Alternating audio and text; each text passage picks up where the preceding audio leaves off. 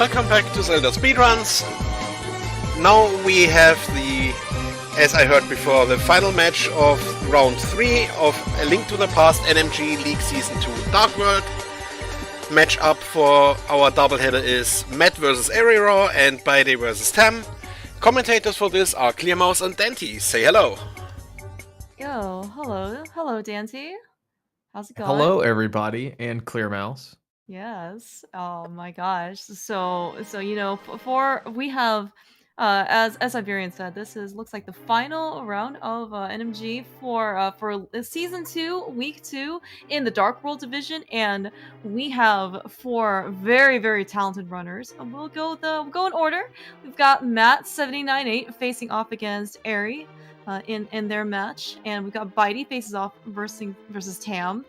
These are incredibly competitive runners. Eri, of course, former world record holder, had the title at a PB of 123 flat. Certainly very close. Matt, also his opponent, I guess, for the day, has a PB of 124.58. So roughly about 2 minutes separating them. Bydey and Tam, a little bit of a closer gap. In this case, bydey has a 124 runner as well, 124.51 versus Tam's a 125.54. Very tight PBs all between them, so certainly looking forward to a really good execution. Yeah, this should be super fun to watch. Got 4 absolute beastly gamers. Oh yeah. Yeah, so of course, you know, we are of course starting off in the classic method of any speed run, mashing through text boxes. That is the trademark of any game. That of course is that we want to go fast for. And yes, there is an art even for text mashing. In fact, I don't know if you do this necessarily, Dante, but like people, you know, especially even in this game, people move their, like they switch their controller grips, right? Or they basically like move the controllers in different ways. Yeah, do they also do that for text mashing as well? I'll move the controller so I can have like a finger on each button.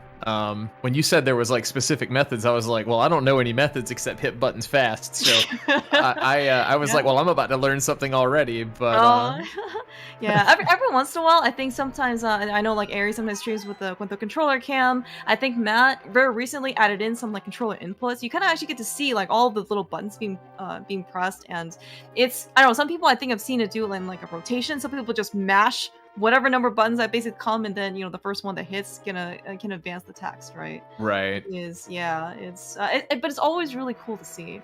I know that of course SGL, I guess, Speaking Live, kind of took place of maybe, I guess at this point only a couple weeks ago, even though it feels a little bit longer. I know there was a lot of NMG racing going on. Eri and Matt, in fact, even raced live in person, so it was actually really cool to see, to be able to kind of watch them, not only like see their game feed, right, but watch them like hold the controllers, move, live reactions to when things go wrong. Yeah, seeing it in person is kind of a sight to behold, considering one of those runs, Eri did get a 123, like, there. That's also nuts too. So yeah, it was pretty insane. But all 4 runners actually getting through the beginning of this. No first guard shenanigans. I kind of wouldn't expect that out of Dark World, but you never know sometimes. Yeah, right, and of course, yeah, as part of the Dark World division, it is technically, I guess, between Dark World and Light World, there are probably like the faster PBs, or the more experienced runners in this case. And of course, I think, what is it? The range is what, 123 to like a 125. So yeah, it's very competitive division in this case. And of course, there are going to be like one-on-ones, and even though we do have featuring a 4-way race, it is technically still a Matt versus Eri and bydey versus Tam. Yeah, so speaking of, though, in terms of execution, everyone actually having a relatively, I would say, smooth, right, escape so far. As you mentioned before, yeah, no real issues with the first blue guard. Everyone has securely taken in their blue boomerang, and now we're looking at the infamous ball and chain guard, the quote-unquote final and hardest boss of the entire game. Did hear a couple clinks, I think, on bydey's side, right? Which is usually kind of like a we do not want those in order to go fast. Yeah, we do not want clinks, but you also don't want to die here. That fight, once you start getting off your rhythm, it can really go off the rails pretty quickly. But everyone getting through very handily, gonna make their way back out of escape, pumping as hard as they can in the obviously the correct areas. I wouldn't expect any of these guys to be pumping while walking down. That's true. Yeah, and also I think, specifically for ball and chain guard, there are of course many different ways in order to be able to take them on. Dark World Division, certainly no real surprise that all 4 runners basically went through for the same strat, which is in this case what was called the probably in this case tell an engineer came up with this name, which is the 8/ method. Well, what you do is you go up there, you try at least somewhat in a rhythm slash the ball and chain guard 8 times. That is how many slashes you need for the fighter sword.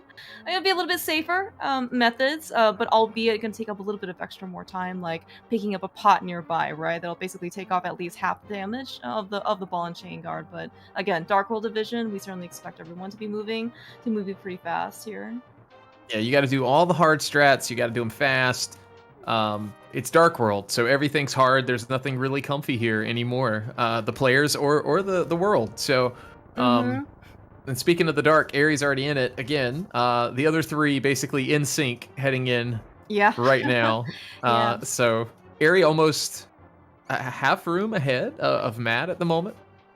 Yeah, and in fact, actually, so we know. I guess maybe like more classically, the escape sequence is going to be roughly the first 6 minutes of the game. You don't really get a lot of extra, let's say like movement enhancements, right? Don't get boost, don't get hook shot. Kind of really only get basically like your D-pad and however much as you can say as you can pump, right?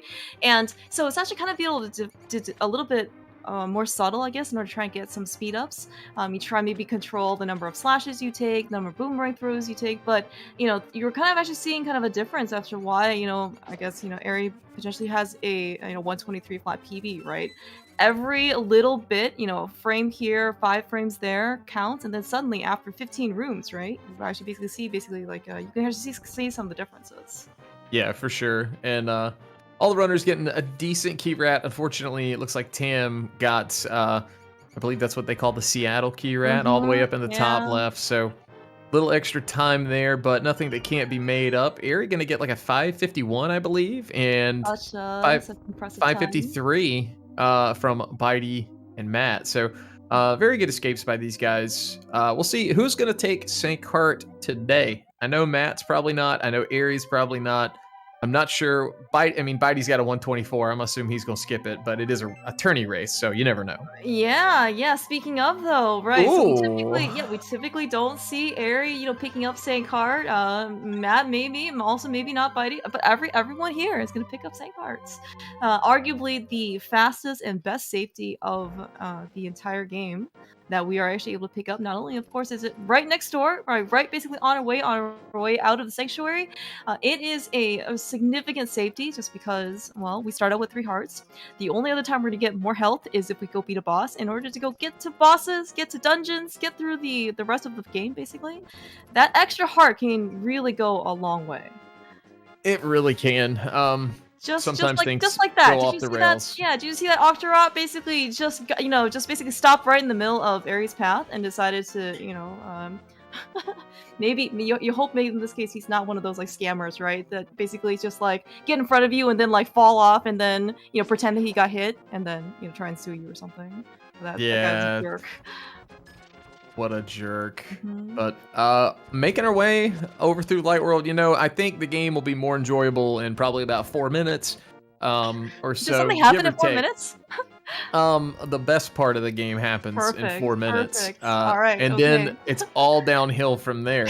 But we are in Eastern. Yeah, pretty much. But we are in Eastern Palace, the first of many dungeons. Many palaces, yes.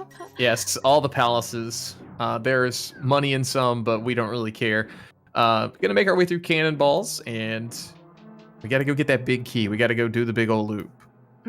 Yeah, that's right. And I guess as part of the the game design and the setup, we actually do see Eastern Palace is somewhat not necessarily gridded, right? But as you said, in order to get to the big key in its location, you gotta kind of go all the way looping around, and there are some really nice guess like long, hallways where you're just kind of, holding a cardinal direction for a while, right? In order to kind of get there. Like in this case, we see MIDI runners holding right. Yep. And so that's about as fast as we're gonna be able to go. It kind of really sets up to make you think, man, if there was only something that could make this trip just a little bit faster, and then I guess maybe a minute or so has already passed by, so then we're gonna be able to find out in like 3.5 minutes or something like that. Something like that, yeah. One thing to point out, I saw Matt and Eri here both did get lucky and got the magic drop, so that's kind of nice in that Stalfos room. Gonna have a slightly shorter cutscene once we finish the dungeon. Oh, yeah, that's actually a very good point. And sometimes even these, oh, look at that, Tam even got a nice... Yeah, Tam got one too. Right in the way too. And especially when you're competing at this level, right? Even the refill frames on the cutscene, right? When you refill your magic and your hearts, all of those still like add up. It's actually, in fact, I think there was a semi-recent discovery, right, about you can, I think, double poke Trinex or something in order to save a fire rod shot.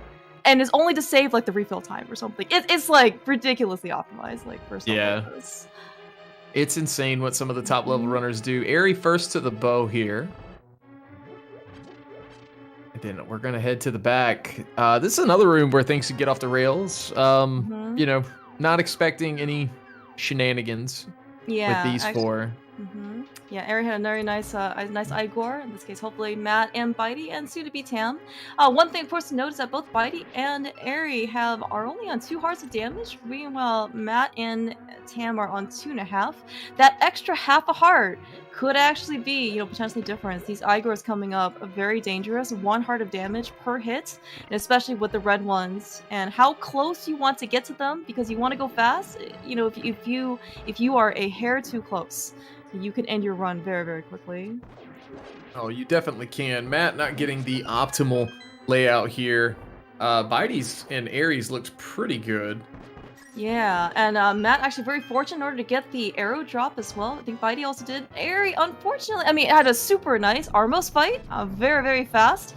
But unfortunately, he got a little bit unlucky here in the drops department, did not get a single arrow. So he's gonna have to be a little bit more cognizant of his quiver count later on.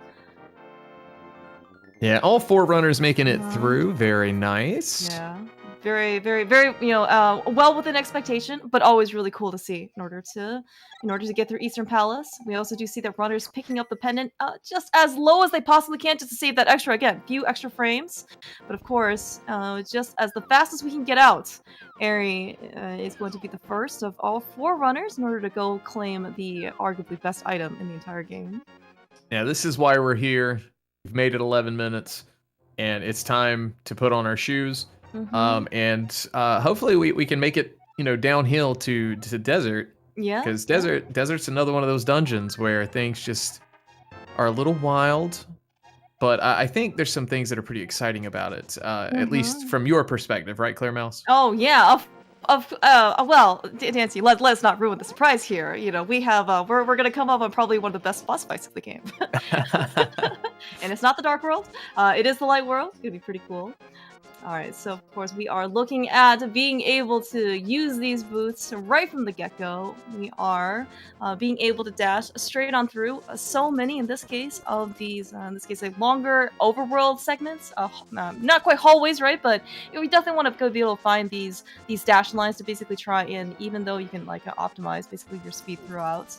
And of course, one of the really nice things about actually having that sword from our uncle is that we can basically dash with almost impunity, right? You can start to see in this case, if we end up hitting an enemy, they just kind of get out of our way. We go through the bushes. Nothing is really going to be able to stop us from going fast. Yeah, it's always nice to be able to just knock them out. Imagine dashing without a sword. I imagine. I have to close my eyes real hard for that one. Yeah. Actually, I guess we actually do get to see that for a very brief period of time, right? When we go get our tempered sword from the smith, we have to give up our sword momentarily, so it can be basically reworked. Yeah, but there's no enemies, so it's fine. We don't have to worry about going through anybody. No fake swords or anything. But finally into the South Shore area. Eri already through South Shore. We're entering desert area. Going to be making his way into Desert Palace. Another palace, if you will. Yeah, that's true. We have 2 palaces in Light World, 1 tower. Oh no, a few towers, right? We have Castle Tower, or like Aghanim's Tower, and Tower of Hera. Yeah, I guess those are the ones that are always very, very tall, right? And I guess the palaces are kind of very wide. Is that the appropriate term? Yes. Yes, very, very spacious. Yeah. Now this isn't like another thing I've seen of NMG where we don't get to ask these guys trivia questions while they're playing to try and get a faster time, right? That would be very interesting. You know, so that can be a new leaderboard, right? Trivia NMG %. Yeah, I think Eri holds world record for that after last week, but yeah. All right. So Grabbing- speaking of, yeah. grabbing our small keys. I keep seeing like the 3 of these guys, just bydey, Tam, and Matt, very close to each other, and then I totally have lost where Eri is because he is just right now in a whole extra like 2 screens ahead. So it's very hard to take it all in. Oh yeah, and especially, you know, of course, with Desert, right? Actually, kind of similar in this sense. Maybe in this case they're intending. Ooh, Matt got a very nice 20 rupee drop from the Popos. So Matt, of course, is all set. By the way, how did bydey get so much money? He has 32 rupees. How did this happen? Well, carefully, because he's not really losing time, so he's doing pretty well. Yeah. But we are getting all of our arrows. Eri at a solid 24 at the moment. The rest of them are going to be, let's see, 23 for bydey, and actually, I'm completely wrong. We're going to get 28. We're going to be fine. Yeah, looks like it. Yeah, actually, it looks like all of our runners are very much set on money. On arrows, Eri is slightly short. I'm not sure in this case whether or not he wants to go for some extra ones. There is a pot right outside the best boss fight of the game. So, but unknown in this case if Eri wants to basically go for it. Well, how many cycles we getting, Clear Mouse? My prediction for Eri, I'm gonna say an early 3. That's my prediction. Early 3, okay. Early 3. I'm hoping everybody could salvage a 4 better. Like, just keep everybody, you know, expectations in check. Okay. I think that's very reasonable. You know, these are 4 very talented Dark World runners. I mean, despite the fact that we are still in the Light World, but I certainly believe that we can, that expectations are a little bit higher, for sure. Yeah, I just don't want any mental damage, you know, going into just the second dungeon of the game.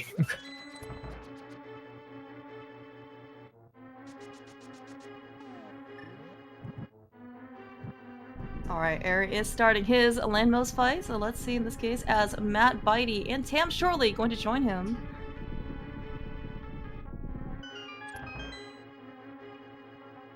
Yeah, this is going to be like mass chaos here in just a second. Yep. Oh, but there's going to be a beautiful 4 screens of simultaneous mass chaos.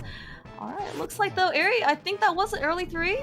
It was. bydey starting out pretty strong. Matt also looks like at least he got a good number of arrows in the first landmost. Of course. Yeah, when all else fails though, there is the trusty fighter sword. Nice recovery on bydey's side. Oh, but just missed it on Matt's side. Unfortunately, that arrow was not quite fast enough. All right, and Tam, I think, having a little bit of trouble here, but this should be the last one. Let's get this one in. Oh no! Oh, that was so close. Looks like just not quite enough hits. Oh my god! Oh no! These landmosts, they're so short hops. Oh, it actually really did look like Tam should have been able to get it on the last cycle, but unfortunately just needed a little bit of extra time because the landmost, you know, was a little too shy for our tastes. Yeah, sometimes that does happen. But at least coming out of Desert Palace, though, most of our runners, actually all of our runners, have at least 8 arrows to their names, so that's always something more of a comfort. You can certainly use more arrows because they are the best damage weapon against landmosts, but arrows, just like anything else, resources, you know, with like bombs and rupees, are, well, I would say very highly optimized, and you certainly have, I guess, a recommended minimum of number of arrows. Otherwise, you kind of gotta go out a little bit of your way to, you know, get like a backup pickup or something like that. So being above 8 is certainly something that we're all kind of looking for.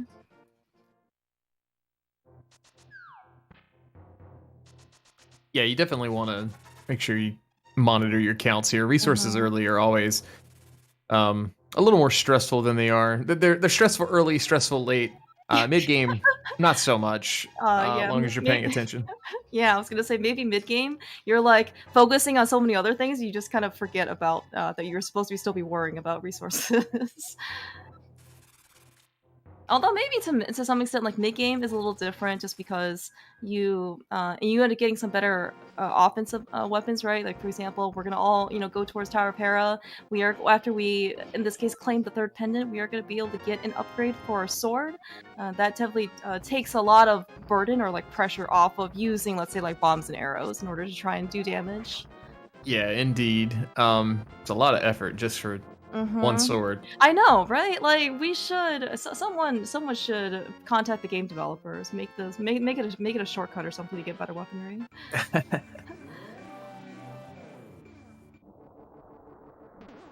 All right, though it looks like so for the most part, right, we have escaped the vacation world, I guess, of the overworld, finding solace, I guess, or I guess like the actual work of of Tower of Hera. Most runners looking through actually were making into Hera with relatively good health.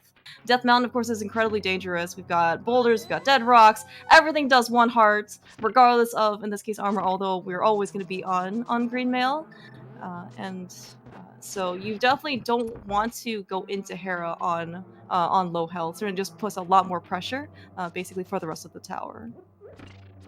Yeah, it definitely does. And there's so many things. Again, Light World just so complicated, so hard to be the the intro to the game, basically. And you just do not want to have it go off the rails. But yeah. And in fact, actually, we're actually looking at Light World. So you might be thinking to yourself, wow, so this is Light World. This is really the third dungeon of the game. Surely this game cannot be that difficult, right? And I guess for what it's worth, like casually, it actually isn't really that bad, right? Because casually, even though the enemy balance is here, all the enemies are still the same. You don't have to come here, with only 6 hearts, and you can come here with a couple bottles. You can come here with more health, right? There are a lot more safeties you can go pick up, right? Versus if you want to go fast. Well, if you want to go fast, just don't get hit, right? Yeah, so and I think that's what these guys want to do. Yeah. I think they want to go fast. I'm not sure why, but they do. Well, it's something about competition and racing, and really trying to push back that PB as fast as you can, as low as you can make it. Yeah, speaking of though, it's really nice Beatles room here, I think, by Matt and bydey and Eri as well, doing an early bomb jumps in order to Very nice. Yeah, skirt through basically again the quote-unquote developer intended method of basically hitting over the star switches, going up top, dropping down in order to get to the big chest. Versus bomb jumping is probably one of the biggest and like cleanest way we can sequence break things. Matt getting it as well. bydey going for the tried and true spin setup.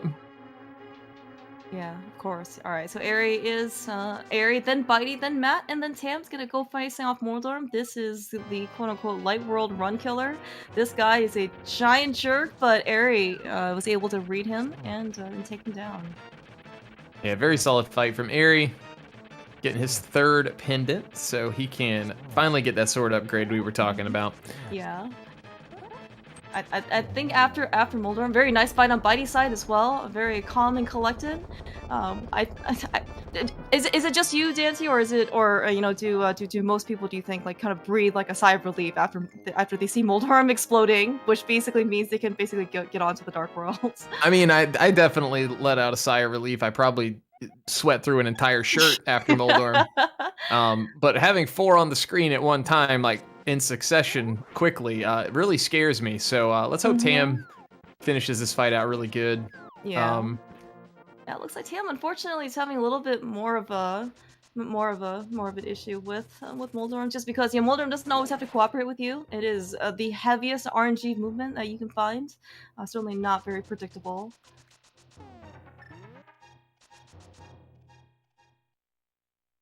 All right, so then it looks like though everyone's kind of making their way down. So we talked about, the run is all downhill from here. They literally went downhill in order to after Tower Para in order to go claim their Master Sword.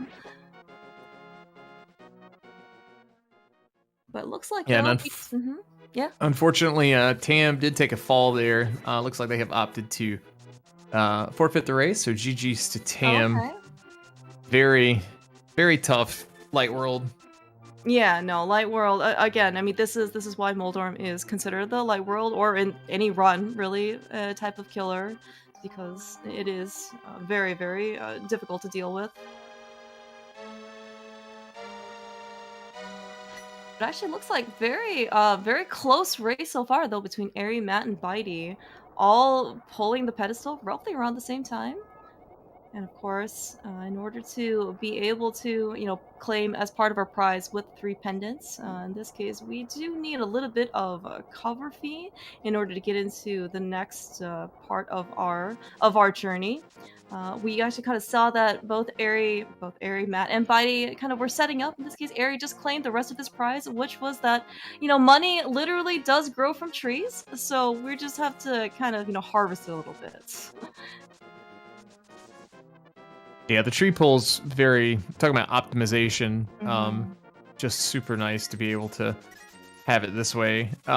It's better than having to go like back of Saha or, the cannonball chest in EP, the lesser known $100. Yeah, and it's actually very interesting, depending on kind of like maybe what, variation or category you run, you really never know when these rupee sources are actually going to be, the best possible option for you. And in some cases, yeah, Eastern Palace Cannonball Chest is going to be like the best and fastest source. But in this particular case, actually, I should see that in this case, bydey was so rich before, he could even afford to skip a whole red rupee. You really don't see that very often. You definitely don't. So having the mindset or the mental awareness, just to notice that's heads up. I mean, I'll be honest, I have a hard time counting. I was like, all right, just pick up yeah, exactly. Stuff. Yeah. Oh, yeah. I mean, yeah. If you actually end up listening to maybe, either like Matt or Eri or like bydey just kind of streaming, they'll kind of, I won't necessarily do like a stream of consciousness type of commentary, but you'll definitely hear like their thought processes, right? And the amount of thinking, and consideration they do for rupees, for resources, for everything, it is a lot. Like there is a lot going on both mentally and like here, like physically on the game screen. Oh yeah, for sure.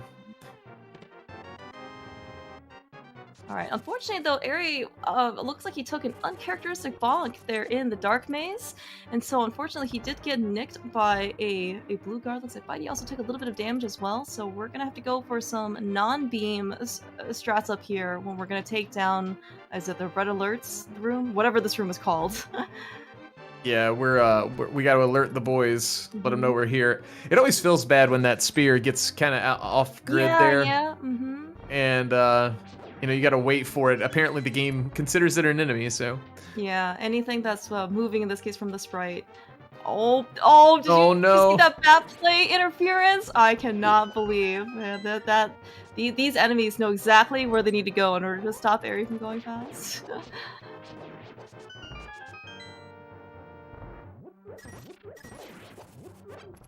All right, bydey having a pretty clean circle of pots. Yeah, much nicer bat pattern. Although it looks like Matt, maybe, I don't know. Out of the 3, we got the middle orange or whatever, middle luck, I guess. bydey got some pretty favorable movement. Eri unfortunately got not favorable movement in this case. Matt had a red guard kind of get in his way, but nothing a little boomerang throw can't fix.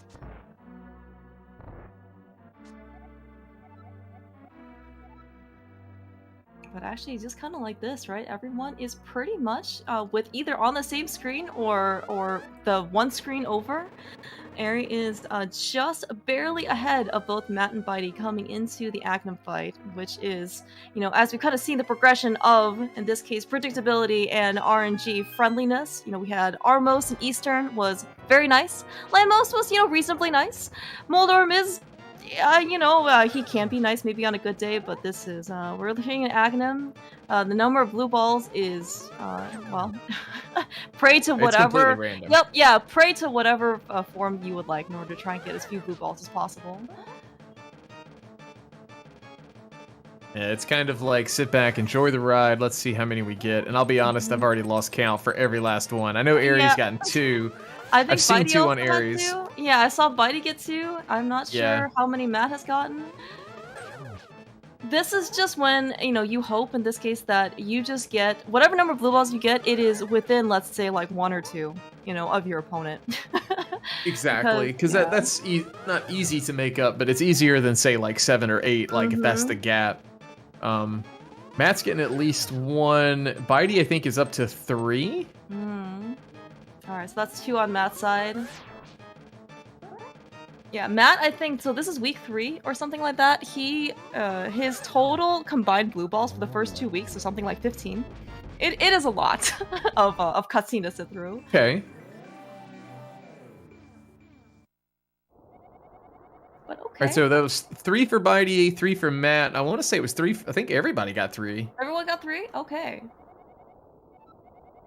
That's good then. If that... Yeah, I mean, we'll take it. Ari is one of the people I've always heard say, hope for 3 or less, and see what happens.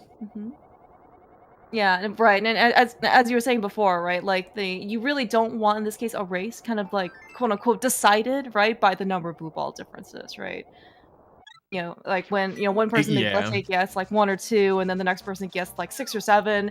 As you said, like it's not like you can't make up the time, but it's definitely not at a position you would like to be in, right? If you're already kind of whatever, like 30 whatever seconds down, just to factors beyond your control. All right, so all the runners have counted properly. They've got their money. Sounds great. And always we're heading to pod. Nothing feels worse in a race than running over here without money. Or not enough money. Yeah. Or well, I guess maybe in Matt's case it's slightly quote unquote better than maybe in Ari and Matt's Ari and bydey situation though. Looks like though Ari and bydey both did not take any damage, so in this case they don't have to necessarily like go get Kiki again. But holy cow, Matt, please do not make it so close. Yeah, that was yeah, you talk about sweating through a whole shirt, when you go fight Moldorm or something. I think we might need, some more t-shirts when we're actually going through pod overworld. Yeah, indeed.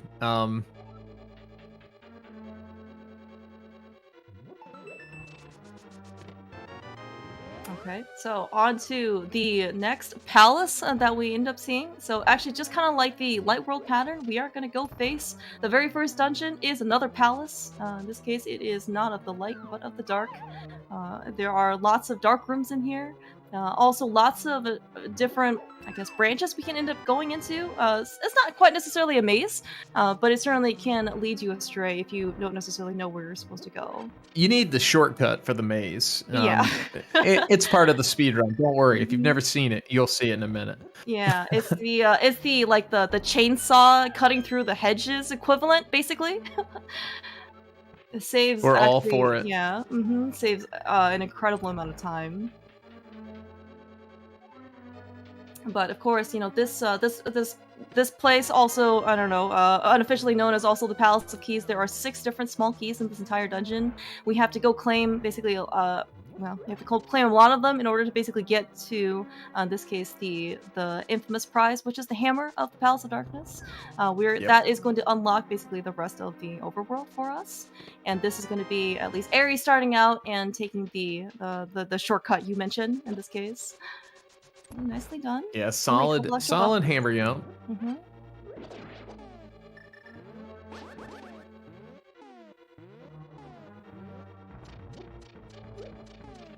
Yeah, let's see. bydey's also starting up on his. Ooh, this adjustment. Oh, how okay. All right, I think we're fine. That was pretty clutch. Yeah. Oh my gosh. Oh yeah, Matt and bydey kind of just speeding through in order to do this hammer jump. It is a double pixel perfect location. You have to basically position yourself well on two different accounts, and you can always kind of like we kind of saw Aerie and maybe some Matt like doing some like pause buffering, right? Just trying to adjust your position.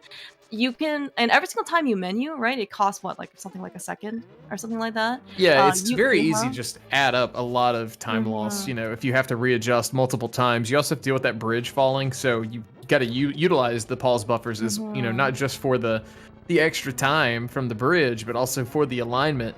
You know, you see people pull it off in 1 or 2 or less, even sometimes 0. It's pretty amazing. Yeah, the fact that basically you're essentially just kind of like walking on that pixel, right? And just knowing where to stop exactly is very, very impressive. All right, so we've got arrow counts of 4, 5, and 6, and make it 3, 5, and 6. 3, 5, and 6. Yeah, I think people will still be okay. You know, Yeah, they Matt should be got fine. Matt got the early arrow drop from what the Popos or the Igors in Eastern Palace, and Eri ended up getting another one in Hera. I'm not sure in this case if bydey just used fewer arrows or bydey was trying to use hammer beams. Unfortunately, those have not been included in the vanilla game. We're gonna have to go, you know, pay a little bit of extra in order to get an add-on and for DLC. But until then, he's gonna have to, you know, settle for just regular sword beams instead. So off to Helmasaur here for Eri. 17 hammer hits we have to do to knock that mask off. Timing that last one so it despawns all of the fireballs. Eri not in spin speed, so we're gonna have to do the old strat, but does manage to pull the fight off. Now, I'm really rooting for Matt here with this fight. He's been struggling with it in his runs lately for some unknown reason. bydey in this fight as well, and I'm really hoping both these guys pull this through with little to no issue. Yeah, bydey, of course, taking care in this case to basically make the last hammer hit right when it despawns the fireballs, which is really nice. Matt taking down Helmasaur, man. You know that the curse of Helma in the past couple runs for him has been completely broken, right? Absolute damageless fight, very nice. Yeah, I'm sure Matt's breathing a sigh of relief. Has time to change his shirt during this cutscene from the sweat. Yeah, that's why we have such long crystal cutscenes, right? Every single time you feel that you finish a dungeon, you have time to go change a shirt or something. Indeed. But yeah, very solid so far. Dark World's always fun. It's scary, but it's fun. Yeah, but that's the kind of like the best part, right? You get to be challenged, right? You get to really kind of, and you know, as I think as many runners consider, Dark World is in this case where the run happens, right? You want to just basically try and get out of the light world. Eri.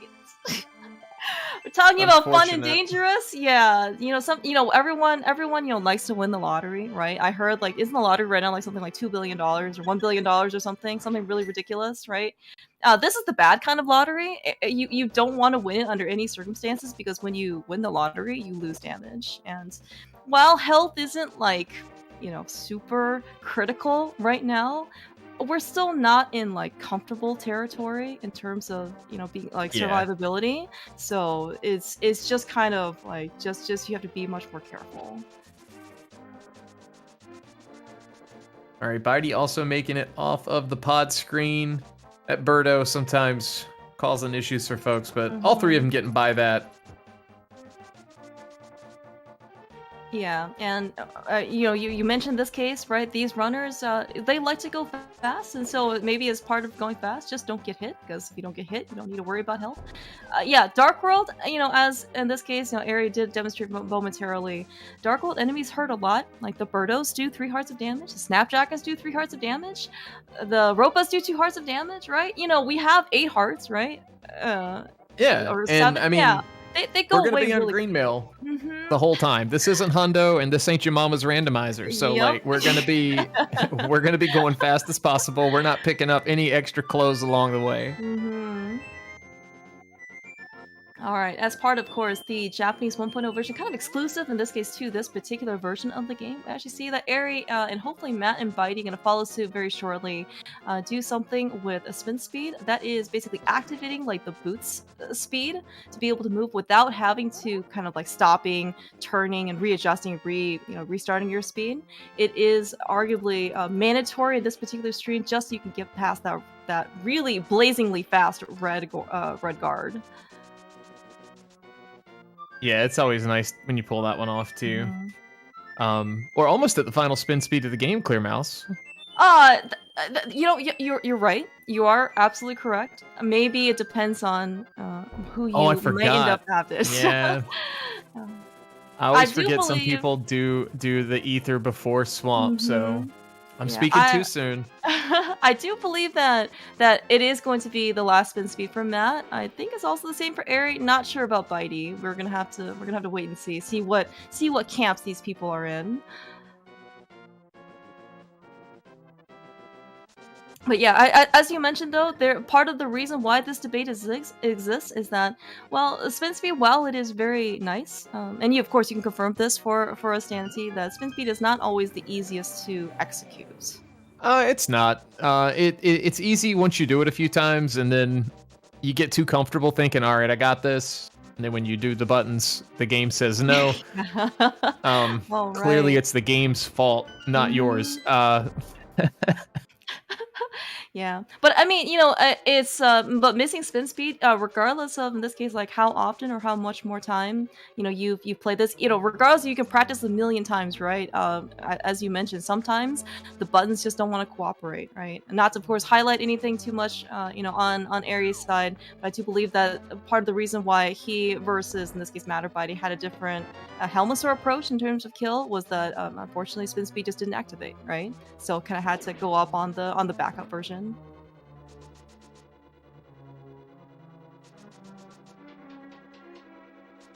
Speaking of things probably beyond necessarily your control, Eri is going through. Oh, look at that! Okay, does get it with the adjustment. Yeah, that is impressive. To be able to make that clean dash, and not only, of course, make it clean after basically not getting it on the first time and having to readjust and getting it on the second time. bydey gonna get it as well. Very nice. Yeah, very, very impressive. Matt so far, let's see in this case, he lands on the Patrick Star said no. He had it. He was in the right spot. It's just the RNG was not favorable today. Yeah. But still, I think very well done on all three runners' sides, right? In this case, sometimes, yeah, as you said, the game just says no. We are all looking at some pretty comfortable level health in this case. Eri, of course, still took a little bit of extra damage from the overworld, but otherwise, we're actually looking pretty safe going into the boss fight of this dungeon. Yeah, Eri heading to the basement. 6 bombs. He's in good spot. He's in a good spot there. Still with 6 arrows, getting the magic drop.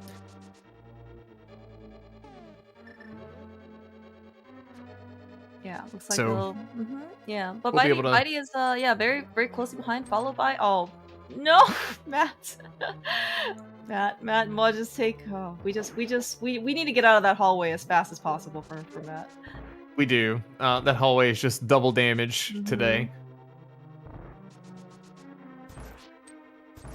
All right, so Eri though has made his way through, gotten his Titan's mitts.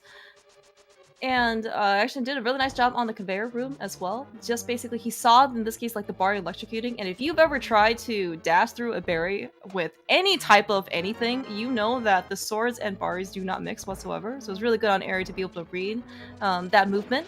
And then kind of slash a couple swords to buy himself a little bit of extra time to the point where the bar stops electrocuting.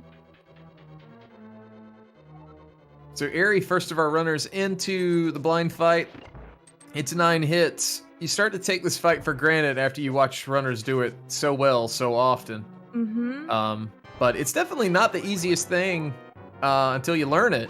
Eri doing a good job knocking it out. bydey's turn. bydey's up now. Yeah, he's even got a couple of hammer hits for good luck, or whatever the movement is. As many people have said about this fight, it is scripted. If you do the same thing, blind will do the same thing in response. And so, it's kind of whatever you want to make your script your own, right?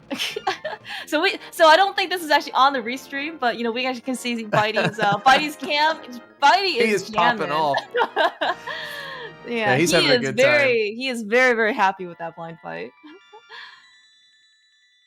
All right, Matt, though, looks like he has also following his version of the script. Not quite necessarily like the most optimal, just because we're going to see on bydey and Eri's side was that the further in the upper left-hand corner blind is, kind of outside of the light, the better. But Matt certainly, of course, did still a very fine job. And actually, we talk about runners taking the blind fight for granted. When Matt started his grind from 124 to 125 to 124, the blind fight was actually something that he just consciously had to work on, because like for some reason he was not getting like the 8th hit in consistently. So I mean again, these are very, very talented people, right? And it's just still there are going to be just like little nuances or little subtleties that you just don't expect. Yeah, when you start getting to the 125, 124 range, you're looking to shave off frames everywhere you can, not just seconds. Yeah, alright, so we have... Okay, so the reason, of course, why we had to go and basically do some of these dungeons out of order. In particular, we rushed a Thief's Town basically as fast as we possibly could. And the reason, of course, being is that, well, we got the Titan Spits for a reason. We're gonna go pick up our little frog friends, talk about potentially the last spin speed of the game for most people, but good thing we have 10 extra rupees because we picked up 300 from the brewery. We are basically going to get the final upgrade, at least for this particular run, for our sword, which is the Tempered Sword, makes the game super comfortable from here on out. Yeah, for sure. I noticed bydey had a very interesting portal spot. I'm not quite familiar. It's the first time I've seen someone use that spot, I guess. Yeah, same here actually, because actually you kind of see on Eri and unfortunately no Fin's dash for Eri. I was gonna say also on Matt's side, is that the portal usually is kind of like right next to the screen here. But maybe we can ask bydey in this case if it's just something that he prefers versus something else. That's a bydey special. Okay, thanks, Twin. I can see that the bydey special basically does not even attempt fence dash, so I think we might have to give him, a bit of discontent here. Yeah, like how do you know if you win? Like exactly, that's how you know if you win or lose. Like I guess we have to look at the timer. All right. Yeah, I was gonna say though, like so out of the 3 runners that we have though, Matt definitely won. So Eri did not get fence dash. bydey didn't even attempt fence dash, but Matt attempted it and made it. So here we go.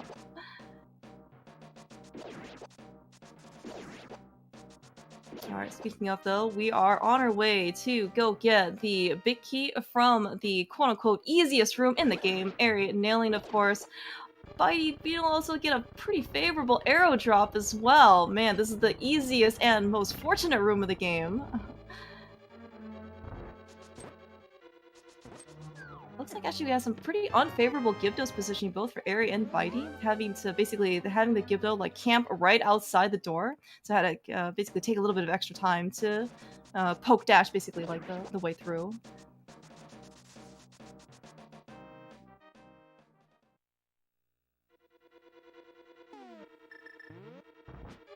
Okay, so I think I might have just briefly missed on Eri's side. I assume he did maybe like an early bomb jump over to Skullwoods. I think that's what he likes to do in runs. bydey looks like he has the maybe more commonly seen, which is the bomb jump. It also looks like this is what Matt's doing as well. Yeah, he did it so fast I missed it. I don't even, I was watching the worst room in the game for Matt and bydey.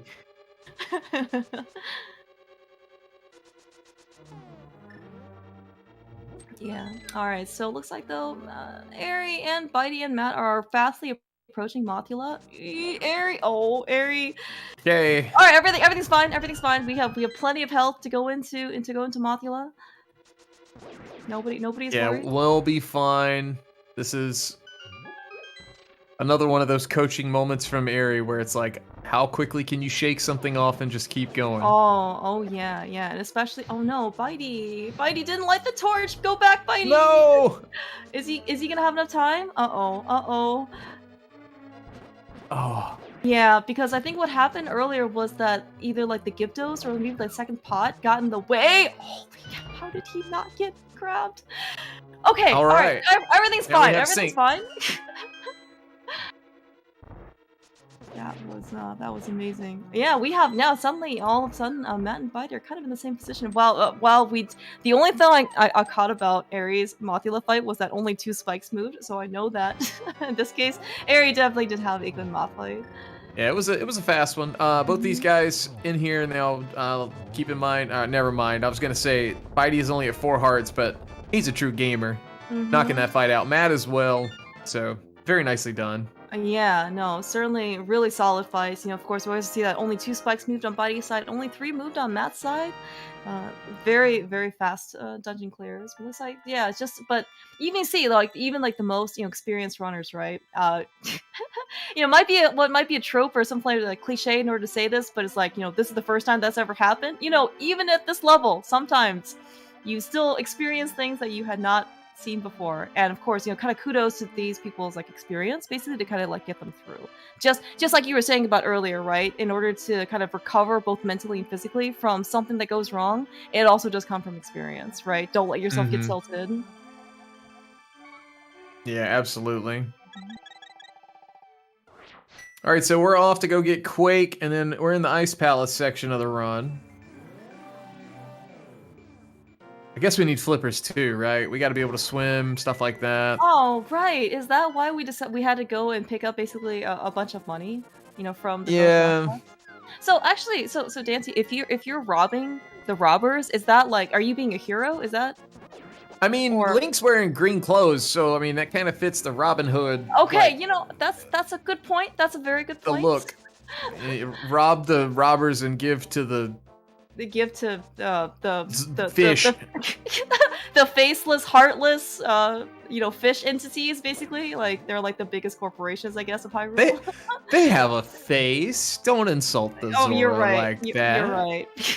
How could we forget Zora, that has really given us nothing but joy and pleasure for their entire lives.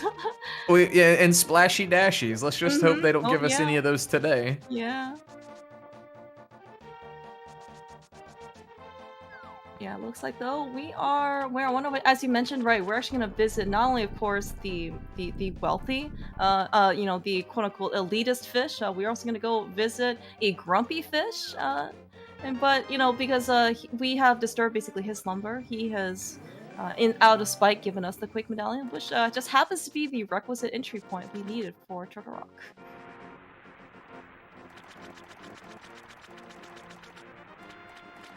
But yeah, as you mentioned, so Eri just finished up picking up his flippers from what is the most expensive financial expenditure that we have for this game, costing a whopping 500 rupees. But probably in this case, it's not necessarily like the money, it is the amount of time that we have to, in this case, take up on this particular expenditure, just because, as you said, we don't have flippers, and anything that really involves water just kind of slows us down. So we really don't want to, hop off or, do anything like that. Do you think Clear Mouse, the flippers should let you run on water? Yes. Like at normal 100%. speed? But that water walking is definitely a thing. I would love to be able to just have flippers kind of achieve the same thing. Yeah, if you combine the boots with the... Yeah, anyway. Ice Palace. See that. Ice Palace, yeah. Alright, so Eri is coming in here with full health. So, right, kind of before that we mentioned, even though, the overworld is an incredibly dangerous place, kind of taking 2 to 3 hearts of damage, going into Thieves Town, while not in the best of circumstances, in terms of actual speed, right, probably not going to be that big of a deal. Kind of like in contrast, coming into Ice Palace, things don't really do too much damage to you, right? We are in the light world coming in. Zora's, maybe a crab, an occasional can maybe do 2 hearts of damage, but what we really care about at this point is really, in this case, the sword beams when we come in at full health. It can speed up a lot of rooms, like the first one that we kind of saw, and also coming up here on this conveyor belt room, where we can really, again, anything that you just do with Baris and you have some sort of projectile weapon, you definitely want that. Yeah, you definitely do. Now, all right, so Eri and the Ice Palace bomb jump, that's the one trick of this dungeon, and getting it with the hammer dash, nicely done. Yeah.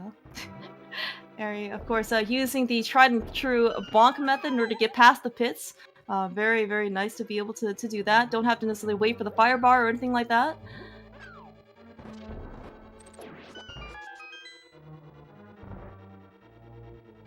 Alright, so while bydey and Matt are setting up bomb jump. There's the one trick of Ice Palace on Aries' side, going through the stair clip. Yeah, cold stair puffs hate this trick. Alright, really nice bomb jump over on Matt's side as well. Again, you know, we can actually see like just the experience and like basically like the muscle memory at this point that that everyone is basically exhibiting. Alright, so Eric coming down into cold stair, of course, the first of between himself, Matt, and bydey. He is on 6 hearts, not certainly out of the woods. He can take 1 heart of damage if he really needs to. In this case, let's say, but of course, a quote-unquote scripted and textbook blind fight, cold stair fight, just like what Eri has done exactly, means that not only is it fast, you take 0 damage. I always hold my breath in that fight, even when I watch people do it. It's so hard to do that strat consistently. Oh yeah. It's I think so. Eri likes to do the single poke version, which I guess I've heard is maybe like one of the easier ones to get consistent. But still, it still takes a lot of practice. All right, let's see. In this case, bydey, taking a slightly different version, turns around and does the spin. But of course, using that mirror buffer in order to try and get that last spin last slash very, very nicely done. But Matt unfortunately got a cold stair puff taken away from him. He gets it done though, and that's what's important. True. And no one wants a puff party, but if you have one, you want to be able to come out on the other side saying you're all right, and Matt's all right. Oh yeah. Yeah, in fact, actually, he didn't even really lose all that much time. Just in this case, 1 puff ended up getting away. He still got 2 of them kind of like bunched together pretty well. So he really had to just go chase down 1 of them. Okay, moment of truth. Is this the last spin speed of the? Was that the last spin speed of the game for Eri? It looks like it is. We are going to Swamp Palace. Yeah, off he goes. Gonna make more use of the flippers. However, I'm pretty sure from what chat was saying earlier, bydey is gonna head up the mountain here. Yeah, we're gonna basically see in this case what what runners' preferences are. So, Eri is heading into Swamp. He is going to on his way to the hookshot, and you are correct. Looks like bydey is gonna opt to take a runner's preference and go claim his Ether Medallion from Death Mountain first before he goes. He goes into Swamp. This actually might be a good example as to maybe why Eri and Matt decides to go to Swamp Palace before Ether. But it's like, when do you want to take your damage from the cabbages? Do you want to do it now? Or do you want to do it going to Mire? And if you, I get it. Just, it's a very easy way to bleed time. Yeah, right. And it kind of, in this case, assumes in this case you're going to more or less reliably hit that last spin speed, right? Of course, the faster you do, oh my gosh, dude. Good on bydey to not slash that dead rock, right? Like, I think if he slashed, he would have just been stuck. And bydey just did the very sensible thing of a very good reaction, basically, is to take the damage and then just use the iframes to get through. Oh, we're also getting Ice Rod as well. Interesting. I mean, if you're gonna shop, might as well shop it all. Yeah, okay. And bydey has 1 bomb left. Good thing, because we need exactly 1 bomb in order to get into Ice Rod game. Always very That crab was making me clench just a little bit. Yeah. Now, of course, we do, of course, need the Ether Medallion and we need the Ice Rod. Regardless, sometime before basically we go to their requisite locations, like we need the Ether Medallion before we go to Mire, which is shortly after this dungeon. We also, of course, need the Ice Rod anytime really before we go to Turtle Rock. So it's somewhat up to, in this case, runners' preferences, right? As you mentioned before, doing the last spin speed of the game in when we go drop off the blacksmith in Village of Outcasts. That if you want to limit your spin speeds, that's going to Swamp Palace is the best time. If you want to try and keep beams and full health for Mire, in order to do those rooms, fastest, you maybe want to go up to Death Mountain first, because we're kind of even seeing, right, bydey is coming to Swamp Palace with some amount of damage taken, but not having full health going to Swamp Palace isn't going to be too big of a deal. I think probably the only real like awkward thing that I kind of saw on Buddy's side getting Ether Medallion and Ice Rod together is that maybe like the menus are slightly different, and so maybe you're not quite used to that, or you think it's kind of awkward to maneuver right from what is it, like bombs to flute to whatever, right? Maybe Yeah. that'd be a bit more awkward. I mean, if this is the normal route he takes, he's gonna be used to it. Oh yeah. A lot of times with a race in a tournament, people might do a safer route, if you want to call it that. And then that's when things can go really off the rails as far as your menus go, because it's not what you practice. Yeah, and as you actually kind of allude to now, right? The whole being in a race is a little bit different than, let's say, like like you're just gonna do a run, or you're trying to PB, right? Because if something goes wrong, that reset button is just right there waiting for you. If something goes wrong in a race, you don't get that option to both kind of like physically and mentally, reset, right? Kind of start over. You have to kind of keep going. And one of the best ways to control tilts is just basically, as you said, comfort, right? Whatever you're used to, that is something you can basically just fall back on. Yeah, for sure.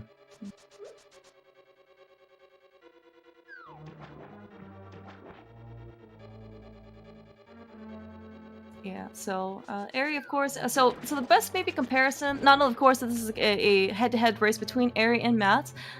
Eri is a little bit ahead of Matt, at least going into the back of Swamp Palace, go face down Argus. But bydey looks, I would say, fairly significantly, behind, I guess in this case, Eri and Matt. But of course, keep in mind that Eri and Matt, of course, do not have their Ice Rod nor Ether Medallion. So right, that's a little bit of an offset. Yeah, Swamp is a really big time where it's kind of like if you just tune in, it's like, well, why are they behind? Well, it depends on how you shop.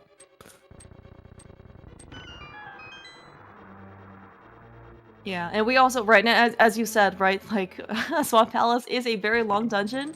There is not a lot I think you can really do to speed things up, right? You start to see a lot of these automatic stairs. You see a lot of not long, nice long hallways you can kind of dash through, right? There are enemies everywhere, so you really can't even go all that fast. Water, of course, has a little bit of different physical mechanics to it, right? So the speed and the movement speed isn't quite as, in this case, reliable.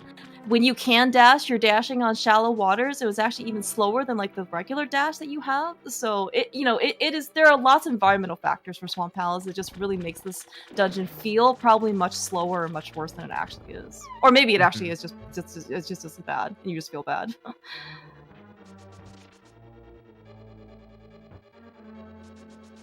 Solid fight there from Eri.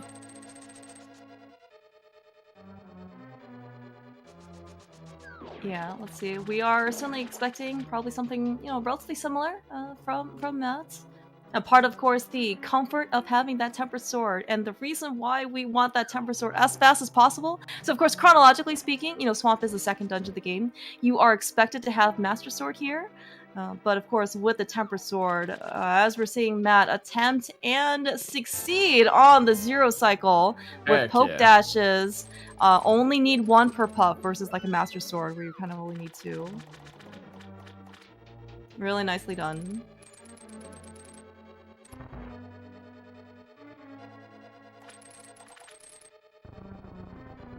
Alright, bydey, of course, making his way through Swamp Palace as well. Oh, getting a nice bomb drop as well from the Bari. Finally, Bari has actually done something good for us. It's a miracle or a blue moon, whatever. Something like that. And that's why we do it after Eri getting the hook speed. We don't have to worry about the spin speed, and we're up the mountain. Oh yeah. Certainly compared to spin speed execution, the hook speed is significantly easier. And honestly, like part of the if as you said, if you want to move fast, just don't get hit. Eri has not taken a single heart of damage as he's up here in Death Mountain. And that's very important. Yes, yeah, very right. So one of the most important things that we want to be able to speed up the second room of Mire is in order to use sword beams. And of course, using sword beams means that we need to be at full health. bydey, speaking about full health. Yeah, just wait it out, see what happens. Yeah. Argus does 2 hearts of damage, so bydey. Oh no, he's on the mirror. Okay. Okay. I thought he was Okay. gonna fire rod. All right. Yeah. Bydey looks like he might be taking the Boyne approach, which is just 2 spins regardless. So yeah. good on bydey. Okay. I should trust. Yeah. You know, again, I don't think people can, I guess, like, see bydey's cam, on his stream. Talk about sweating through shirts, right? Bydey took off a layer of clothing. This is safe, PG rated. He took off his sweatshirt, so he does have still many a t-shirt underneath. But yeah, getting a little warm there though.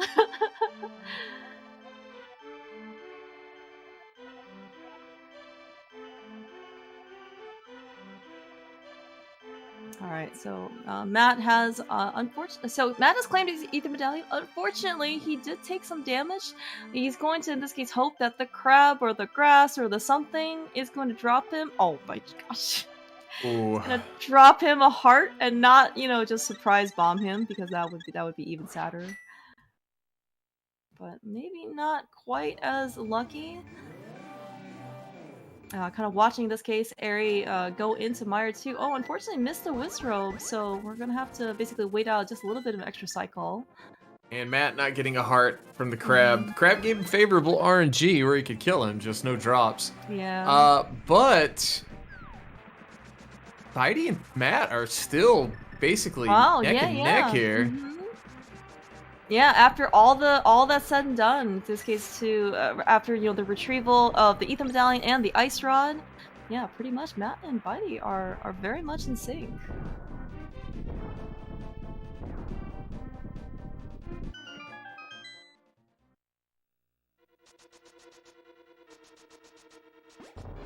Yeah, just a little bit of a lead here for bydey going in as far as like just comparing to Matt. He does have beam, so this room's going to be a little easier for him than for Matt. But Matt's got Fire Rod, can do the backup strats. Does get a heart drop. Yeah, we get a heart drop. You know what? Actually, that heart drop was pretty nice because you actually see Matt, in this case, not having to move down, right, or wait for the Fire Rod to burn the enemy. He can basically just slash them from afar. Yeah. Yeah. And, yeah. A 104.38 there on torches for Eri. Okay. Yeah, and I was actually gonna say, so sometimes, you mentioned like you have to go and do some backup strats, right? Well, the Fire Rod is certainly still a very viable, obviously very powerful item. A nice ranged weapon, and basically can act just like your sword beams. The only kind of we're gonna hit the switch just a few more times, just to make sure it works. It's like those rando rage slashes, Yeah, but I was gonna say, maybe you're concerned about magic. Using the Fire Rods, the concern is not about the magic usage. It is really about the burning animation for the Popos. Because as we kind of see for everybody, there is a nice free big magic refill right before you go up the stairs, so you should be all set. Oh yeah, we had a 105.33 there from bydey and a 105.40 from Matt. So, so maybe it was roughly like a minute or something difference. Is that? Between yeah. them and Eri? Okay.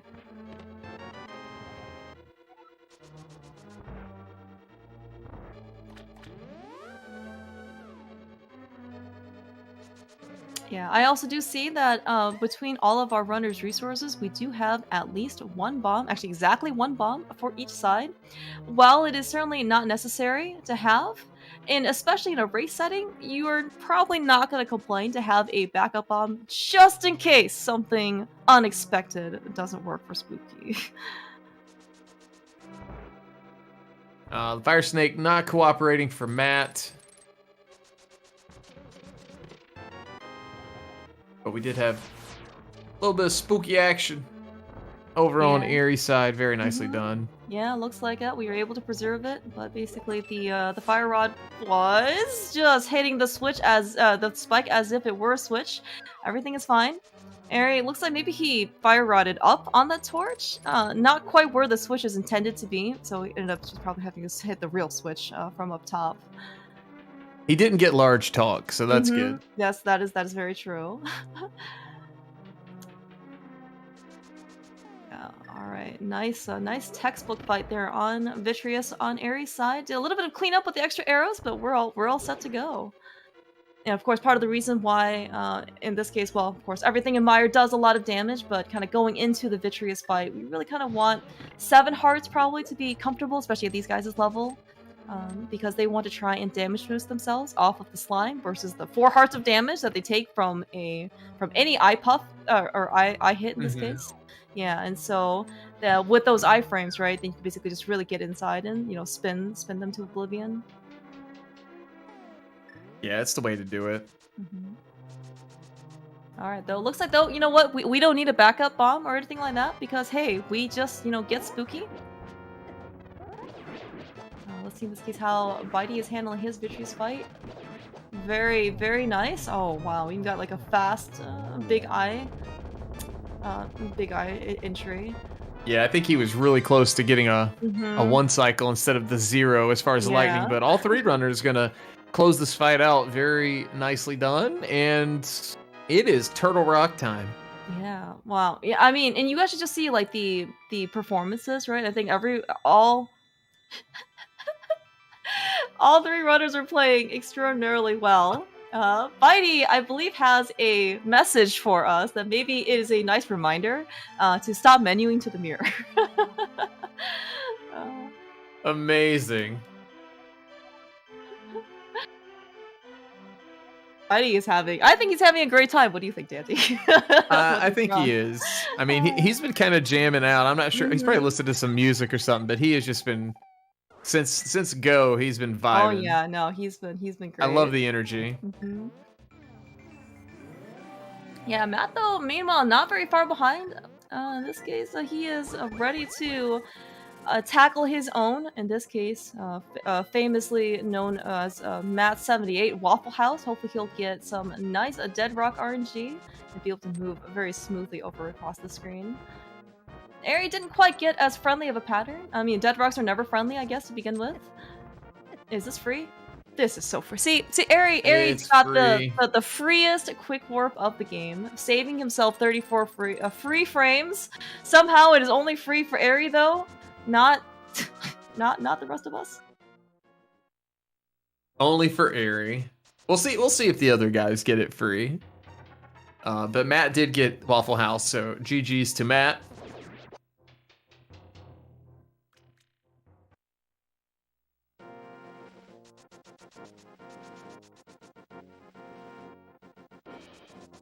Ooh, alright, this looks actually pretty promising. So bydey ended up taking a little bit part of extra damage on the overworld, so himself and Eri coming into Turtle Rock does not have full health, but that Dead Rock jerk has also denied Matt the fortune of sword beams coming into Turtle Rock. Of course, not the end of the world, of course. It's just that whenever you deal with Baris in this conveyor belt room that they're both going to come into, if you can slash the Baris from afar and preemptively kill them, you don't have to worry about a single thing. Yeah, it's always nice to get them out of the way, and that way you're not wondering what they're doing the whole time, trying to read the room. Yeah, exactly, right? And you kind of see in this case, Eri getting actually a little bit of bullied here by the Stalfos and the Bari. Good on him, of course, to not kind of react and basically just take the damage while on the conveyor belt, because it's super easy to want to slash, and when Baris electrocute you, you fall off the conveyor belt, you have to start over. So it's really not fun.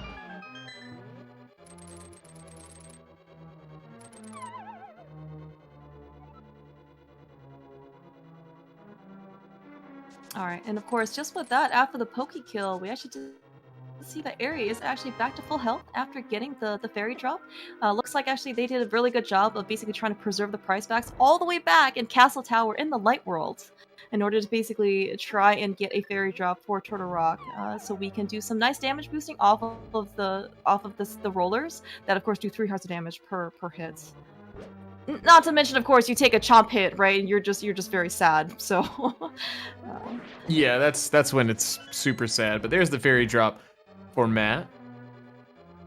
Okay. Oh, bydey! Bydey, no! Oh my gosh, we're just gonna walk through the chops. No big deal. This is fine. This is fine. Oh my! How did bydey not get hit by the chops? I just imagine bydey walking by that chomp so close, just like grazing his middle finger in that guy's face, and then just picking up the key. That was the most stone cold move I could ever imagine. That was amazing. Yeah.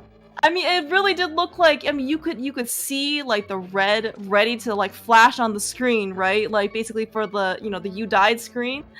bydey knows. You know, I guess maybe bydey is like secretly the chomp whisperer or something.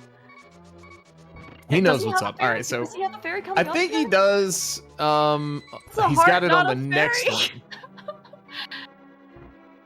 It just has to survive. Yeah, he just has to live. Pokies 2.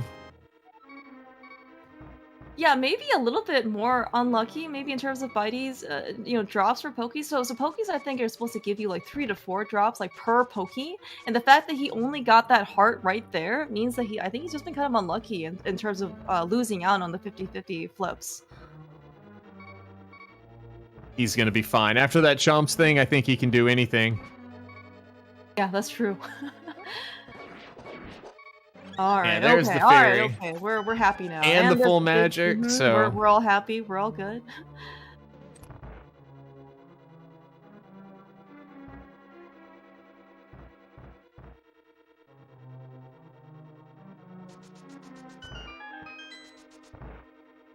all right. So Eri just one screen away from Trinex. We'll see if we do this double poke strat.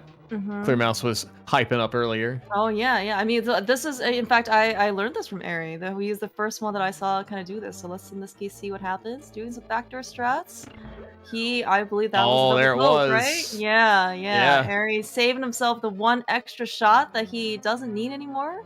So he's gonna save, and especially being at such high health, right? That extra magic refill is definitely gonna be saving time for him. Absolutely incredible. Yeah, really nice fight on Eri's side. Eri is, I mean, still also for Matt and bydey, especially bydey, that, you know, his survival instincts have kicked in, you know, to the maximum in Turtle Rock. He's been playing quite well. Matt, though, having a little bit of trouble here with the switch room. Unfortunately, just can't like dash quite through. bydey getting. Oh, bydey, please. Oh my gosh, dude. Okay, all right. So bydey has demonstrated that this is why you don't use like Samaria or like Ice Rod to try and hit the Poke, because they just fly all over the place, and yeah, yes, those do hurt.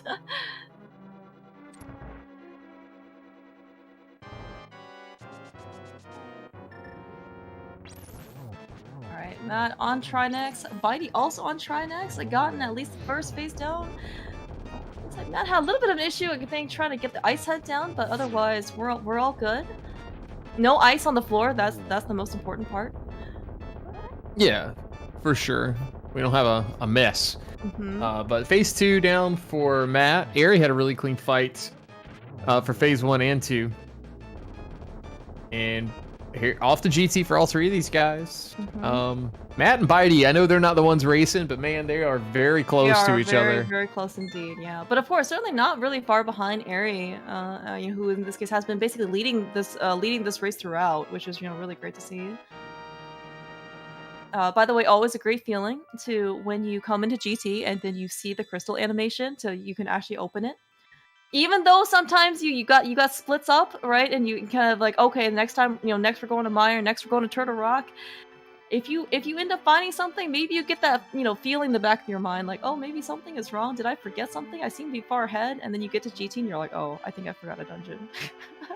Not necessarily the best feeling that you have. Ooh, almost spike skip on Eri's side. Part of, you know, actually this is actually part of the benefit of, you know, watching, you know, these NMG races live, right? Is, you know, of course in this case Eri does have his webcam on, but you get to actually see the live reactions, the highs and the lows of when you get something, and also when you end up not getting something. Yeah, for sure. NMG League live. Oh, but we should from the commentator perspective. Yeah. All right, yeah, bydey just slightly ahead of that cutscene. Oh no, sorry, Matt is gonna go actually down to he's gonna enter in GT actually before bydey. So yeah, at this point, GT is this is the final tower / dungeon / whatever place in this case of the game. It is a combination of both I would say puzzle solving. As soon as when we first kind of played this game casually, you have to figure out where you're gonna go in this gigantic maze of a basement. Go find the big key. But once you end up having it, everything else up top, just like kind of like Castle Tower, is just pure execution. Some really nice arrow grab chest there on Eri's side. So assuming his ice almost fight goes really well, he just has to go grab the big key and then he's out. Yeah, Eri was working on that a little bit, just kind of getting that timing down right before the race. Really nice ice almost fight there on Eri's side.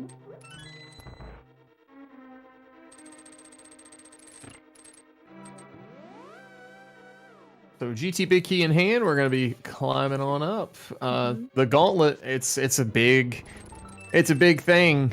It costs a lot of time. You can save a lot of time. Runs can be, decided here. Unfortunately, at the very end of the game. Yeah. This is this takes definitely a lot of practice.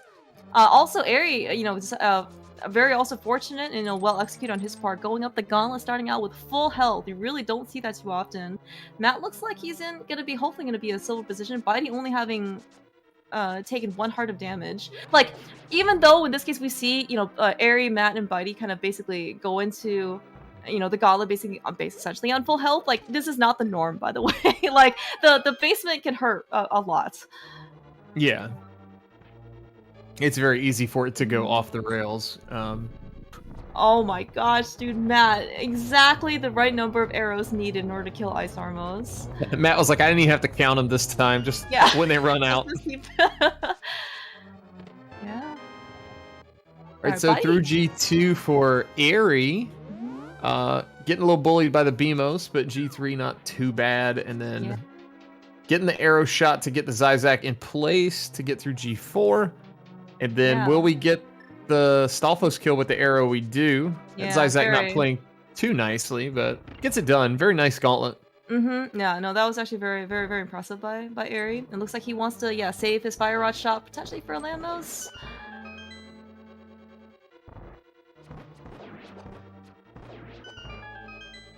Alright, everyone now is officially through Mimics in this case.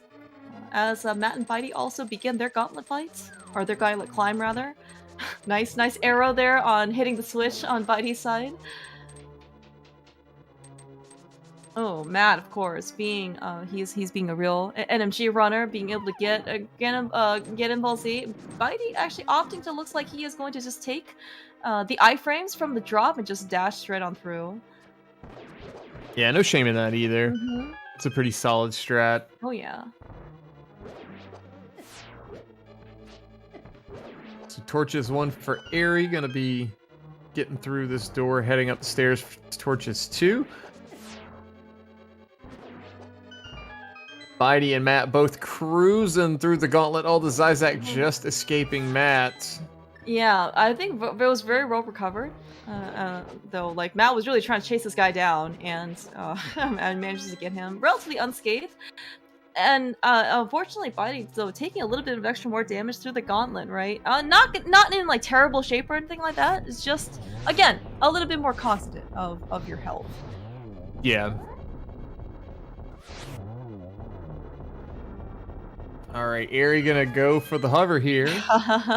Just bypassing Moldorm 2. Nicely done. Who needs a hook shot? Who needs a hook shot? Right there. Come on. Give me my bumper. Give me my bumper. Mm-hmm. Oh, it didn't go bananas today. Aw, that's unfortunate. Yeah, but yeah, it looks like actually a very solid climb here on Eri's side. Being able to, of course, bypass Moldorm 2. We've kind of seen how big of a jerk he was, especially to Tan early on in the light world. So Eri definitely just wants none of that.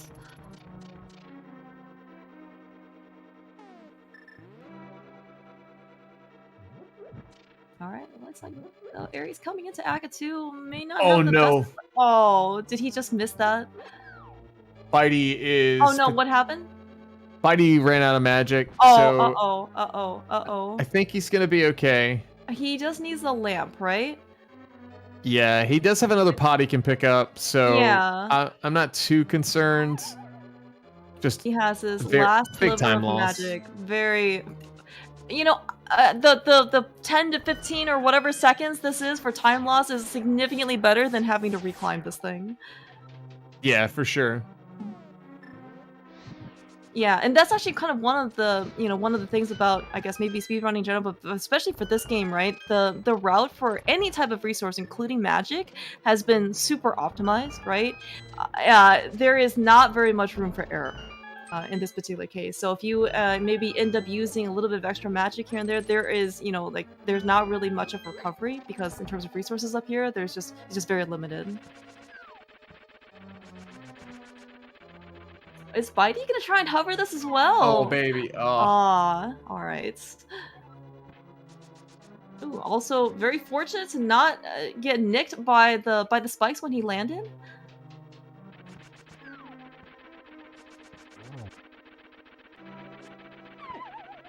Oh, bydey, unfortunately. Alright, so that was also unfortunate. But the Matt's in Act 2 looks like Eri, has already passed the first few phases of Ganon.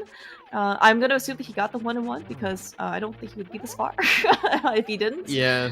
He did get 6 warps if I counted correct, and that's Oh my gosh. super unfortunate. Let's get our torch glitch. Gets the cape spin. Very nice. Yeah, Coming out of and Blue Ganon. yeah, and gets the torch glitch with the fire rod later. And I will say that's actually really nice to see for Aries side, just because I think his maybe past, I don't know, a couple runs or something like that, he has probably missed torch glitch more often than he would like to have.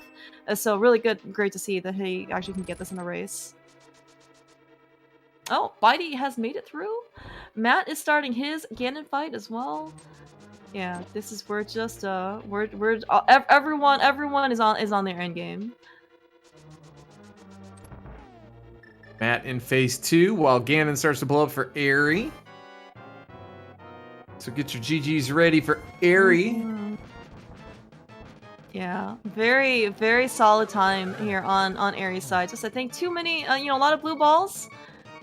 But otherwise, it looks like we have an official first place finish. Officially, I think between himself racing Matt with a 1:24.18. Just gonna wait for Matt to kind of finish up. bydey, please be careful. And I am concerned. Less concerned now. Alright, less concerned. That is correct. As in, if he dies to Aga 2, he would have to reclimb this whole thing. Which is less than ideal. If he at least dies to Ganon, it's not at least too big of a time loss, right? Especially if he dies. Yeah. This is why Shadows. Thanks to Sankart. This is why we pick it up. This is how we win. We pick up Sankart. Okay, we got the heartbeats of encouragement going on for bydey. Meanwhile, though, Matt just, he's just cruising. He's basically on, like cruise control at this point. Muscle memory kind of taken over. He's done this, thousands of times probably by now. Getting some nice triples in for every single phase. And down goes Ganon for Matt.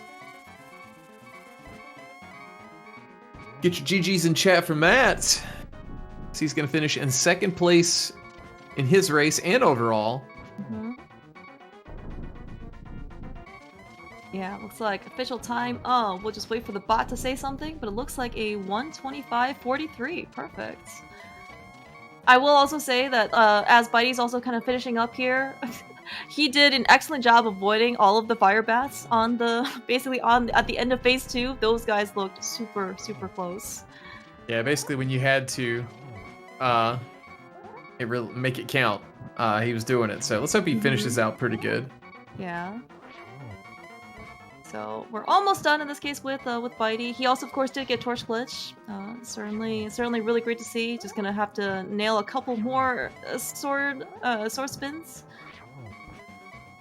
Looks like he is actually doing a good job getting some of the triples. May not necessarily look like they're registering on the screen, but looks like they're counting.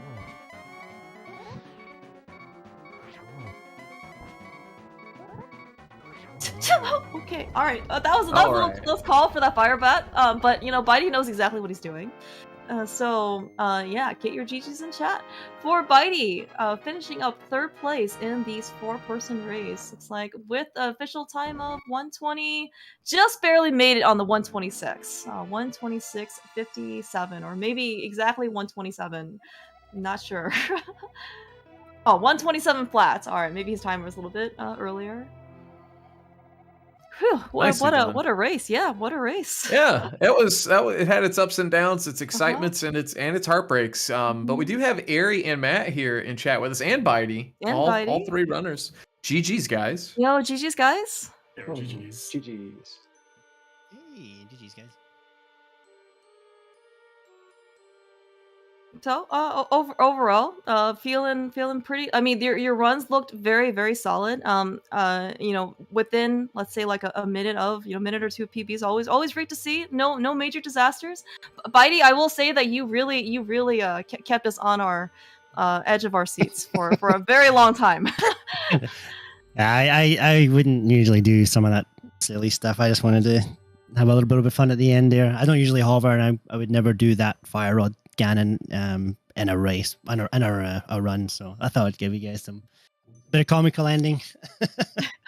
Did you know that you were okay, or quote unquote safe, when you were dealing with chomps? Because that last, like, when you were getting the small key, it looked so terrifying. Yeah, well, I got trapped between my he gave me a really weird pattern, and I got trapped between my block, and I usually put the block down and go left, but I couldn't go left, so then he hit me, and yeah, it was a little bit sketchy, and then I was pretty much Oko all the way through and got down left RNG on Pokies 1-2 and just went for it. So I got lucky, I think, a lot of the time, but it was fun. It was good fun.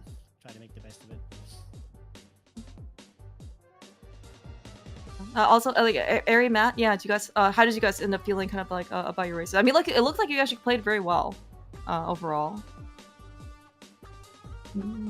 Okay, all right, maybe not, All right, no more positivity. All right, guys. Okay, all right, okay.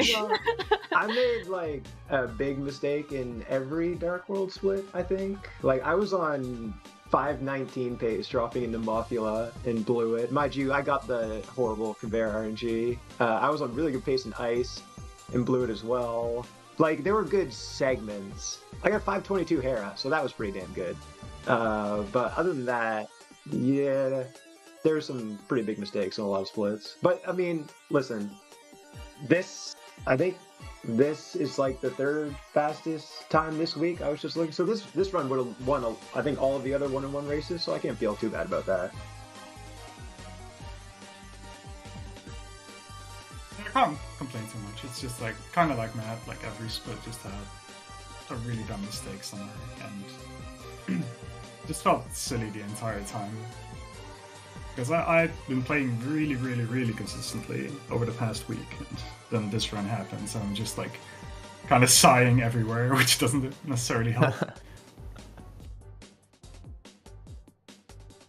That's the game for you, though, right? And sometimes you're a god, and the next day it's the game's impossible, right? Yeah, I had a really good early game, like until I got destroyed on Hera. I was feeling really good, and then just like one of the floors on Agatara, which is an absolute disaster, and then Halma was, I don't know. Imagine missing, like, hitting that one spin speed. That would be really nice. Possible. I miss it too. I mean, I guess this is why you guys go get your hookshot first, right? You don't have to do more spin speeds. I wish. What happened to Tam? I know he forfeited, but I didn't 100% know what happened. They had some issues with Lamo, and then they fell on Mulder, and I guess they weren't feeling it. Yeah, okay. I'll watch it back. Yeah. Super unfortunate, but Light World, we were talking about it. Light World's just one of those places that's, I don't know, it should be the Dark World. It's just so hard to go fast. It really sets the tone for the rest of the run as well. So if you start off poorly, it's really hard to mentally reset and just keep on going, even in a race setting.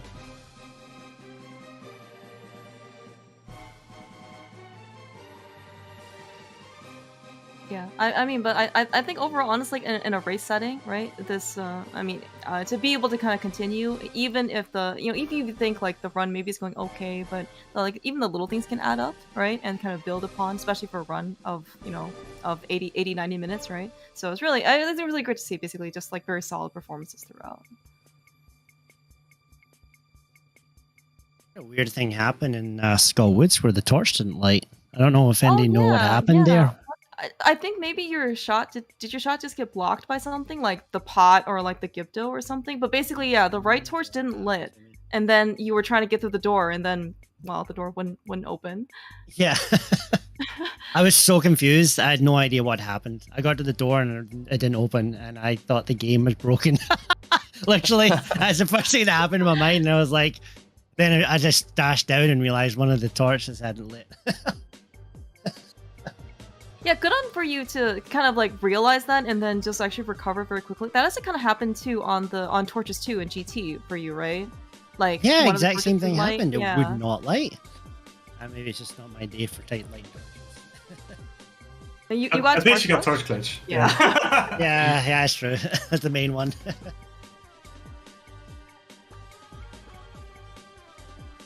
Oh yeah, well, one more question, bydey. So do you normally, I guess, like, do you normally do like the 2-spin for Argus, or do you try to use the fire rod? Oh no, that was just me messing around. Oh, okay. Okay. And I wouldn't do that.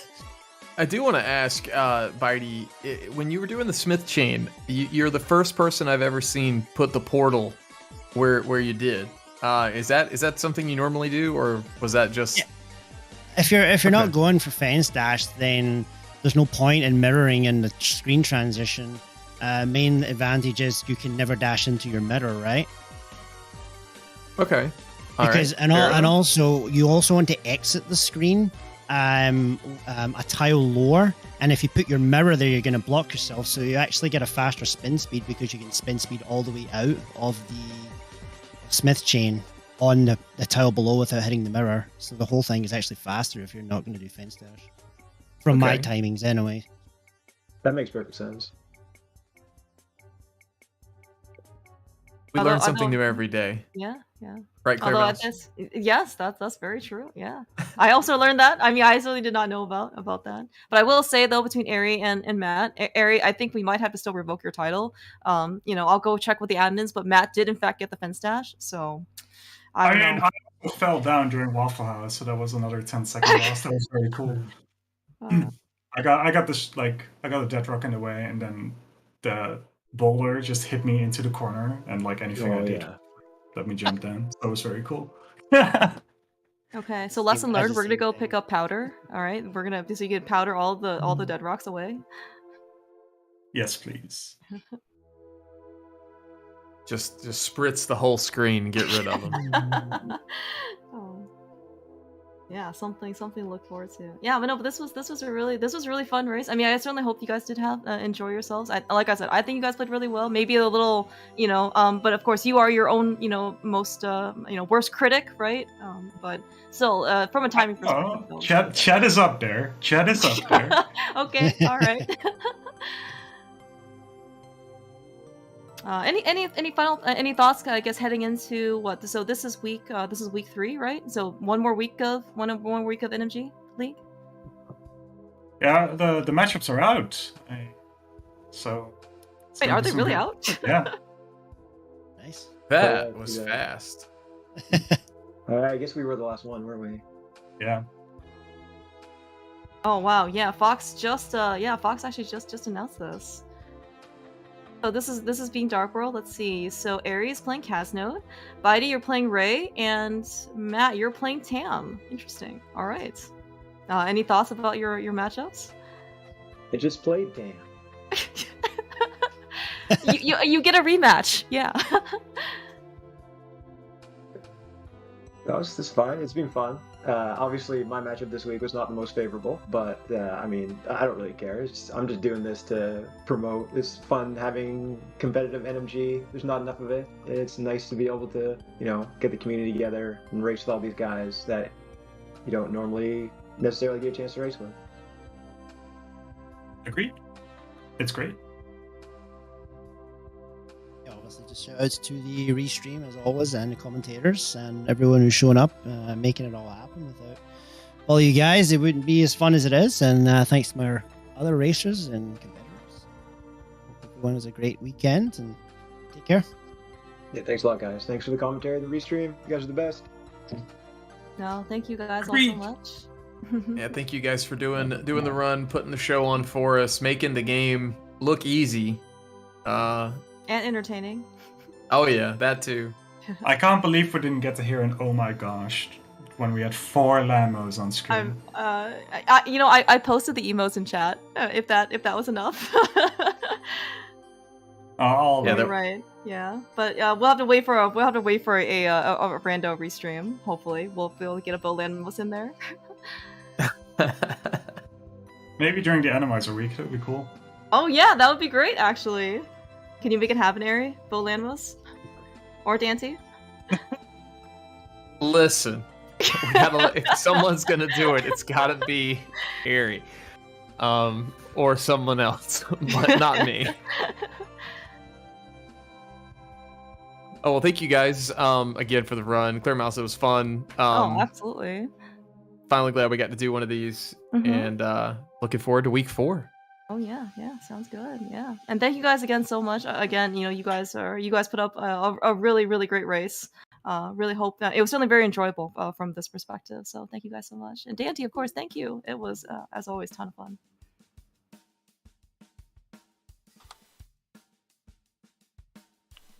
Alright, so, and before we raid over to Slim Kirby, who is playing A Link to the Past randomizer, quick preview what's next up here on ZSR.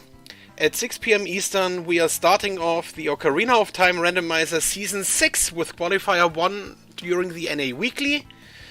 And we are also planning to restream the Wind Waker randomizer random settings tournament at 6:30 Eastern, and we are also going to restream 2 Zelda 2 randomizer runs at 9:45 Eastern and 11:30 Eastern.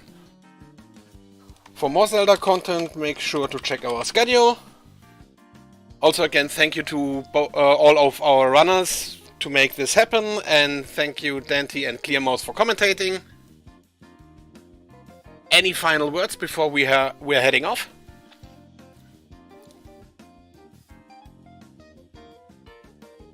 Seems not to be the case, so thank you very much for watching and see you next time here on ZSR.